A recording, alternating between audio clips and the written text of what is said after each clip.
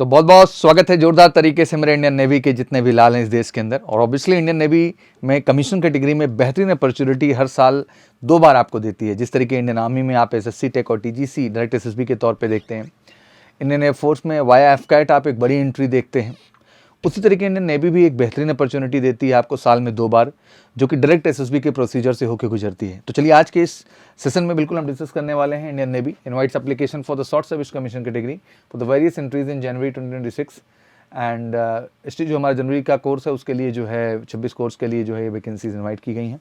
Online शुरू हो चुका है 8 फैब से लेकर के 25 फैब तक है, मतलब आप 25 फैब तक अप्लाई कर सकते हैं, बट 8 फैब से शुरू है तो जल्दी अप्लाई करिए। Application are invited for the eligible unmarried men and women both, मतलब अनमैरिड मेल एंड फीमेल दोनों ही कैंडिडेट के लिए इसमें एलिजिबिलिटी है। Short service commission category course कहलाता है, जनवरी 2026 बैच के लिए है, जो कि obviously Indian naval academy Ezhimala Kerala के लिए है। एंड अब आइए देख लेते हैं ओवरऑल वैकेंसी एलिजिबिलिटी के बारे में डिटेल तरीके से। तो कई सारी ब्रांचेज हैं, जैसे आप देख सकते हैं कि एग्जीक्यूटिव ब्रांच है जीएसएक्स हाइड्रो कैडर में, इसमें बीटेक चाहिए, किसी भी डिसिप्लिन में आपने बीटेक कर रखा है 60% आपके होने चाहिए और एलिजिबल टू अप्लाई, जिसमें जो है 60 इंक्लूडिंग 8 हाइड्रो वैकेंसीज हैं, मेन एंड वीमेन। मैक्सिमम जो है 10 वैकेंसीज वीमेन के लिए रखी गई है, बाकी रेस्ट जो है वो मेन के लिए है, जो कि डिवाइड किया गया। वीमेन के लिए हाइड्रो में 2 वैकेंसीज हैं। 2 जनवरी 2001 से 1 जुलाई 2006 तक डेट ऑफ बर्थ है, तो ध्यान से देख लीजिए ये डेट ऑफ बर्थ अगर आपकी एलिजिबिलिटी है तो बिल्कुल इस ब्रांच के लिए अप्लाई करिए, बेहतरीन अपॉर्चुनिटी है। वहीं अगर हम पायलट की बात करें या फिर नेवल एयर ऑपरेशन ऑफिसर्स की, ऑब्जर्वर्स की बात करें, एयर ट्रैफिक कंट्रोलर की बात करें, एटीसी की, सब फ्लाइंग से ही जुड़े हुए डिपार्टमेंट है। ऑब्वियसली पायलट है, naval air operation officers observers ये अलग है, बट है इनका भी फ्लाइंग से रिलेटेड जॉब, और एयर ट्रैफिक कंट्रोल तो है ही फ्लाइंग से रिलेटेड जॉब में। इसमें भी 60% ही मांगा हुआ है, बट इसमें 10+2 में भी जो है 60% चाहिए होता है, और इंग्लिश में जो है वो 60 मार्क्स इन्होंने जो है कंपलसरी कर रखा है, मतलब 60% 10+2 में, 10th में इंग्लिश में 60 मार्क्स, 10th में, 12th में, और आपका बीटेक में अगर आपने 60% किया हुआ है तो बेहतरीन अपॉर्चुनिटी है, जिसमें आप 26 वैकेंसी पायलट कैटेगरी में देखेंगे, 22 वैकेंसी आपके नेवल एयर ऑपरेशन ऑब्जर्वर की है, और 18 वैकेंसी एटीसी में आ जाती है। ओवरऑल अगर हम ध्यान से देखने की कोशिश करें तो अराउंड 66 वैकेंसी केवल जो है फ्लाइंग कोर के लिए है, अलग अलग रोल एंड रिस्पॉन्सिबिलिटी के सेंस में। डेट ऑफ बर्थ इसमें जो है वही 2 जनवरी 2002 से जो है 1 जनवरी 2007, तो पर्टिकुलर ये डेट ऑफ बर्थ आपका है वो आप एलिजिबल हैं। और एयर ट्रैफिक कंट्रोल में 2 जनवरी 2001 से 1 जनवरी 2005 तक है। बाकी तो दोनों का नेवल एयर ऑपरेशन में जो ऑफिसर्स है उनका, पायलट का तो एक ही हो जाता है एग्जैक्टली। तो बढ़िया अपॉर्चुनिटी है, मेल फीमेल दोनों कैंडिडेट्स के लिए बिल्कुल अप्लाई करिए।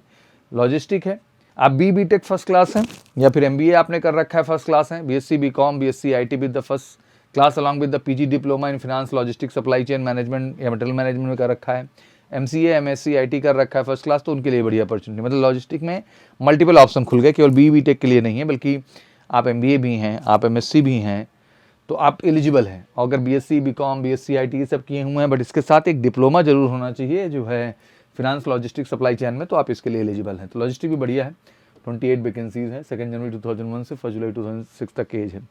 एजुकेशन में भी देख लें तो 60% MSc math and physics and BSc होना चाहिए, एंड 60% मार्क्स इन एमएससी, जिसमें physics applied physics with math and BSc, आपका मैथ एंड बीएससी होना चाहिए अगर आपका फिजिक्स से अप्लाइड है तो। वहीं केमिस्ट्री अगर कर रखे हैं तो फिजिक्स आपका बीएससी में होना चाहिए। बीटेक 60% तो है mechanical engineering, and BTech minimum 60% electrical electronics and communication engineering में। 60% marks in MTech from the recognised university अगर कर रखा आपने तो ये भी ठीक है। एंड ध्यान रखना है कि इसमें भी जो है एक कंपलसरी क्राइटेरिया है कि 60% आपका 10+2 में भी चाहिए, और इंग्लिश में भी 60 मार्क्स होना कंपलसरी है।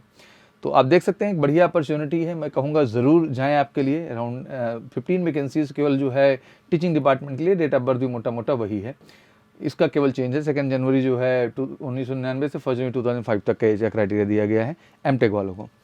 वहीं इंजीनियरिंग ब्रांच जनरल सर्विसेज की बात करें जीएस की, तो बीटेक मिनिमम 60%, सारी ही ब्रांचेज हैं ऑलमोस्ट। तो देख लीजिए आपकी ब्रांच क्या है, 38 वैकेंसीज हैं इसमें।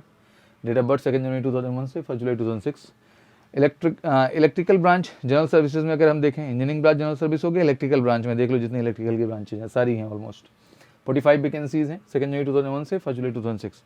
नेवल कंस्ट्रक्टर की बात कर लें तो बीटेक ये ब्रांचेज हैं, 18 वैकेंसी है, 2 जनवरी 2001 से 1 जुलाई 2006। तो ये पर्टिकुलर देख सकते हैं आप। तो एबव 260 आपकी वैकेंसीज हैं, बेहतरीन अपॉर्चुनिटीज़ हैं।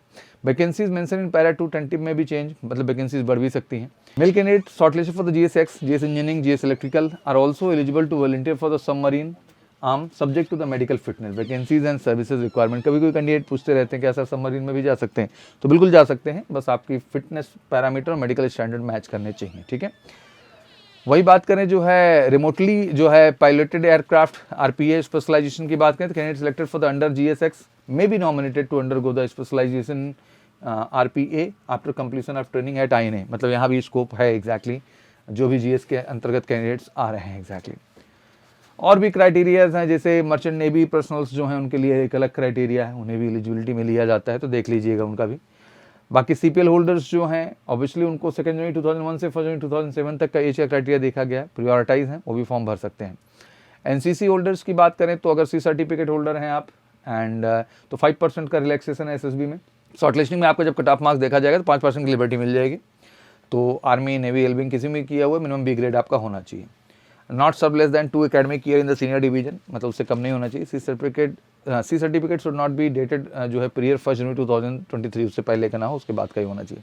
हु कैन अप्लाई, तो obviously graduate, post graduate, final year जो भी हैं, मतलब अपीयरिंग वाले कर सकते हैं 60% अगर स्कोर आपका बन रहा है तो, ठीक है। This is all about and only 1 application can filled by a candidate, ऐसा नहीं कि मल्टीपल फॉर्म भर दिएंगे आप। Specialise number of candidate based on the service requirement who have chosen SSC pilot entry will be consider for the SSB, CPSS and aviation medical examination. मतलब जो flying core के लिए डिसाइड किए हैं pilot के लिए, उनका ऑब्वियसली CPSS का भी टेस्ट होगा वहाँ पर एंड पैरेलली जो है उसी लेवल पे मेडिकल एग्जामिनेशन में होंगे जो वहाँ के पैरामीटर्स हैं exactly. Selected candidate will be granted for the short service initial for the 12 year external 2 years subject to service requirement. मतलब ये बढ़ाया जा सकता है, 14 ईयर्स तो मिनिमम है, बट उसके बाद भी आप परमानेंट हो सकते हैं, depends upon your performance and dedication. ज़्यादातर तो एक्सपोजर पा जाते हैं तो बाहर ही चले जाते हैं। Shortlisting application based on the normalised marks obtained by the candidate in the qualifying degree marks. कहीं ना कहीं आपका परसेंटेज पे डिपेंड करेगा, बट सब लोग भरिए, लो कट ऑफ जाती है काफ़ी, तो जो परसेंटेज 60 भी है उन्हें मौका मिलता है। Shortlist candidate will be inform about their selection for the SSB interview, email SMS के थ्रू आपको अपडेट आ जाएगी। तो मोबाइल नंबर और मेल ID मत चेंज कर दीजिएगा एंड चेंज कोई SSB सेंटर का नहीं होगा, वो खुद अलॉट करेंगे। तो इसमें एग्जैक्टली जो भी डेट्स आपको आ जाएं उन्हीं डेट्स पे आपको जाना होगा। मेरिट जो प्रिपेयर की जाएगी SSB मार्क्स के आधार पे, और ऑब्वियसली अवेलेबिलिटी ऑफ वैकेंसी या मेडिकल फिटनेस तो मैटर करेगा ही करेगा। Training obviously conducted in the rank of sub lieutenant subject to the clearing induction medical examination and जो है Ezhimala post reporting. Only unmarried candidate are eligible for the training. Unmarried candidate मतलब male female दो भी जा रहे हैं, unmarried ही होने चाहिए। Apply obviously join in navy.gov.in और मेजर कल्सी क्लास के वेबसाइट में भी चले जाइए, आपको नोटिफिकेशन सेक्शन में लिंक पे अवेलेबल है, वहाँ से भी आप अप्लाई कर सकते हैं। तो दीज आर द अपॉर्चुनिटी, बेहतरीन मौका है मेरे सभी बीटेक या BSc जो कैंडिडेट किए हैं और कोई प्रोफेशनल मैनेजमेंट कोर्स कर रखा है या फिर MSc MBA है, तो अपॉर्चुनिटी तो आपके पास है ही। तो I think it's a great opportunity, आप सब जम के इसके फॉर्म को भरिए और ऑब्वियसली SSB के लिए बिल्कुल टेंशन नहीं लेना है, MKC का हिस्सा बनिए, get the best guidance from here and get the best team exactly जो आपको वाकई में बेहतर करेगी। तो उसके लिए सिंपली कॉल कर सकते हैं SSB गाइडेंस के लिए 9696330033 पर। और कोई क्वेरी और हो तो प्लीज़ कमेंट सेक्शन में मेंशन करिए और इस वीडियो को थोड़ा शेयर करिए, क्योंकि मुझे लगता है अवेयरनेस इस चीज़ की बड़ी देश में कमी है यार। तो मुझे लगता है कि इस माध्यम से भी आप एक देश की सेवा कर सकेंगे और सभी जो हमारे ग्रेजुएट पोस्ट ग्रेजुएट कैंडिडेट्स हैं उनको एक बेहतर मदद भी दे पाएंगे। बाकी कोई क्वेरीज है तो कमेंट सेक्शन में डालें, हम लगातार अपडेट्स लेके आपके सामने हाजिर रहेंगे। Thank you so much, wish you good luck, जय हिंद, जय भारत।